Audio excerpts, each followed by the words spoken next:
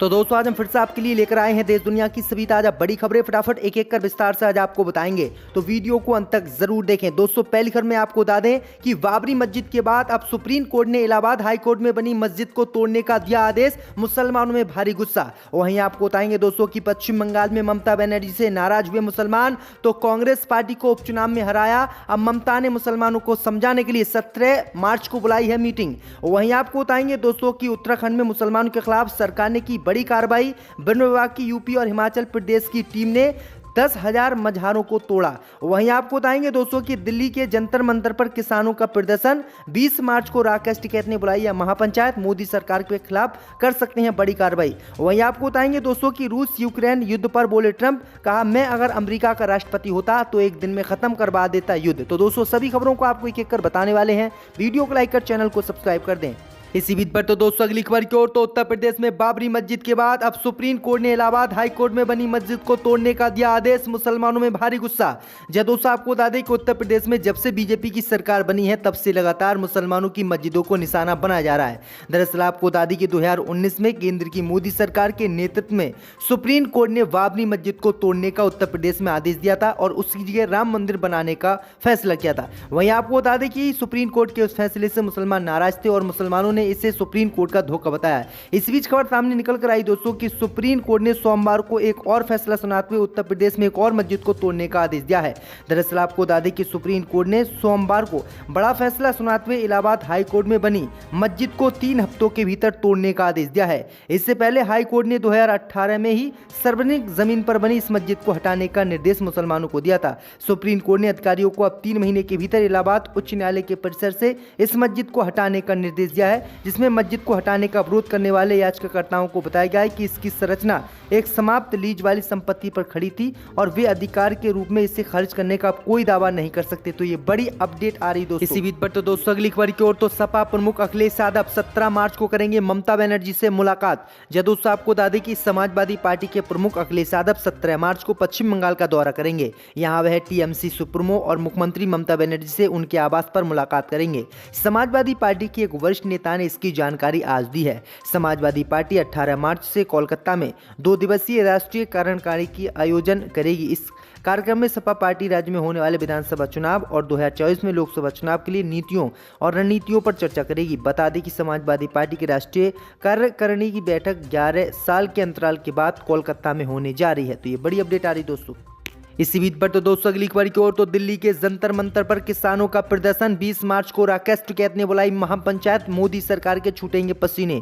जब दोस्तों आपको बता दें कि राजधानी दिल्ली में भारी संख्या में पंजाब से पहुंचे किसानों ने केंद्र की नरेंद्र मोदी सरकार के खिलाफ मोर्चा खोल दिया है।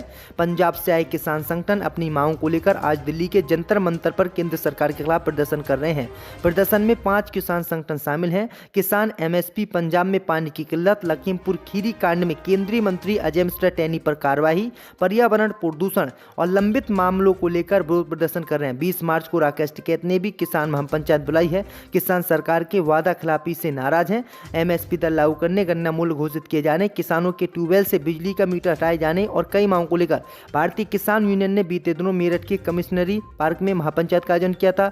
भारतीय किसान यूनियन के राष्ट्रीय प्रवक्ता राकेश टिकैत ने 20 मार्च को दिल्ली को कूच करने को कहा, जिसमें महापंचायत में आगे रणनीति बनेगी। यानी गाजीपुर बॉर्डर पर एक बार फिर से किसानों का आंदोलन शुरू होने वाला है, जिसके बाद मोदी सरकार की मुश्किलें बढ़ गई। इसी बीच पर तो दोस्तों अगली खबर की ओर, तो पश्चिम बंगाल में ममता बनर्जी से नाराज हुए मुसलमान, कांग्रेस को वोट देकर जिता दी लोकसभा सीट।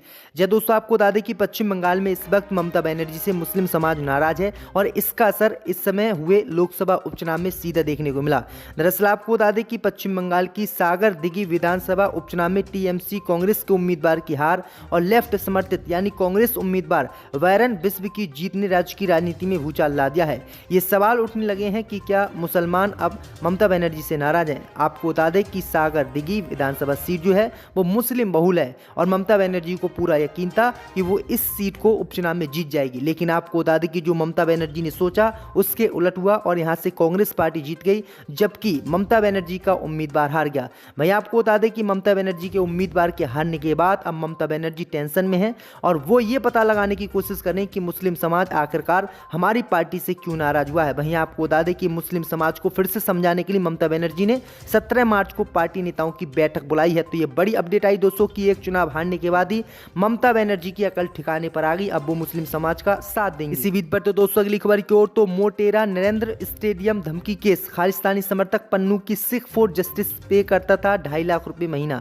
जब दोस्तों आपको बता दें कि मोटेरा के नरेंद्र मोदी स्टेडियम में भारत ऑस्ट्रेलिया क्रिकेट मैच में अवरोध पैदा करने की धमकी देने वाला खालिस्तानी समर्थक ग्रुप का block audio video message SIM box का उपयोग कर भेजा गया था। धमकी देने वालों ने रीवा से मैसेज भेजा था। साइबर क्राइम पुलिस ने 2 लोगों को वहां से अरेस्ट भी किया है। सबसे बड़ी बात है कि दोनों को पन्नू की सिख फॉर जस्टिस की ओर से 2.5 लाख रुपए महीना पगार भी दिया जाता था। एक अधिकारी ने बताया है कि खालिस्तानी समर्थक एक ग्रुप ने भारी मात्रा में व्हाट्सएप मैसेज और ऑडियो क्लिप भेजे थे। इस मैसेज में मोटेरा के नरेंद्र मोदी स्टेडियम में घुसने और भारत ऑस्ट्रेलिया क्रिकेट मैच को बाधित करने की धमकी दी गई थी। स्टेडियम में पीएम मोदी और उनके ऑस्ट्रेलियाई समकक्ष एंथनी अल्बनजीज मैच देखने पहुंचे थे। तो ये बड़ी अपडेट आ रही दोस्तों। इसी बीच पर तो दोस्तों अगली खबर की ओर तो उत्तराखंड में वन विभाग की टीम ने हिमाचल बॉर्डर से अवैध मझारों को हटाया। जब दोस्तों आपको बता दें कि उत्तराखंड सरकार ने 11 मार्च से उत्तर प्रदेश और हिमाचल प्रदेश से लगती सीमाओं पर निर्माण को हटाने का अभियान चलाया हुआ है। इसी कड़ी में हिमाचल प्रदेश बॉर्डर पर वन विभाग ने आज सुबह तड़के कई मझारों और अतिक्रमण पर बना अपना बुलडोजर चलाया। ये अतिक्रमण उत्तर प्रदेश के समय से शक्ति नहर के किनारे पर किया गया था। दरअसल आपको बता दें कि उत्तराखंड और हिमाचल प्रदेश की सीमा पर बहने वाली शक्ति नहर में 3 बड़े सोलर प्लांट लगने हैं। इसके लिए जगह को चिन्हित किया गया था।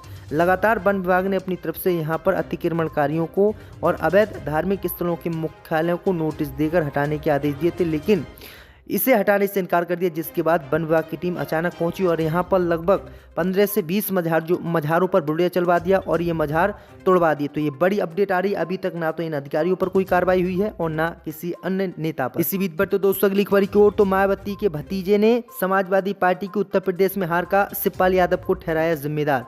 जय दोस्तों आपको बता दें कि बहुजन समाज पार्टी के प्रत्याशियों को लेकर सपा प्रमुख अखिलेश यादव के हमले पर सोमवार को मायावती के भतीजे आकाश सक्सेना ने पलटवार किया। आकाश आनंद ने अखिलेश यादव के बयान को मानसिक कुंठा करार दिया। आकाश आनंद ने यह भी कहा कि अखिलेश यादव के तानाशाही अंदाज के कारण लड़े शिवपाल सिंह यादव के कारण सपा को हार मिली। अखिलेश यादव ने रविवार को सीतापुर में कहा था कि बसपा के प्रत्याशी भाजपा कार्यालय से तय होते हैं, वह भी जीतने के लिए नहीं बल्कि सपा को हराने के लिए।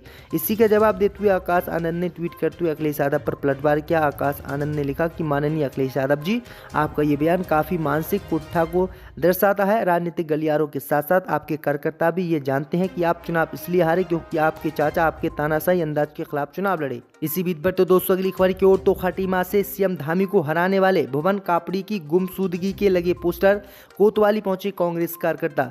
जब दोस्तों आपको बता दें कि स्थानीय विधायक भुवन कापड़ी की गुमशुदगी को लेकर खटीमा में पोस्टर लगे हैं। विधायक की गुमशुदगी के पोस्टर लगने से नाराज कांग्रेसियों ने विधायक की पत्नी और मां के साथ कोतवाली का घेराव किया। कांग्रेसियों ने विधायक के खिलाफ अनर्गलन बातें फैलाने और गलत पोस्टर लगाने वालों की 24 घंटे में गिरफ्तारी की मांग की है।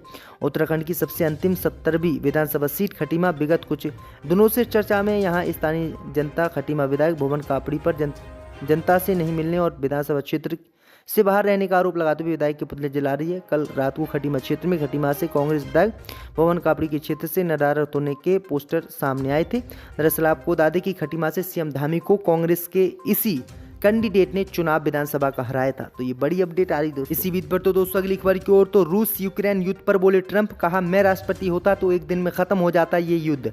जब दोस्तों आपको बता दें कि अमेरिका के पूर्व राष्ट्रपति डोनाल्ड ट्रंप ने रूस यूक्रेन युद्ध को लेकर बड़ा दावा किया है। उन्होंने कहा कि अगर वह सत्ता में होते तो ये युद्ध एक दिन में ही खत्म करवा देते। ट्रंप ने कहा कि इसके लिए वह एक डील करवाते जिसमें यूक्रेन के कुछ हिस्सों पर रूस का कब्जा करवा देते।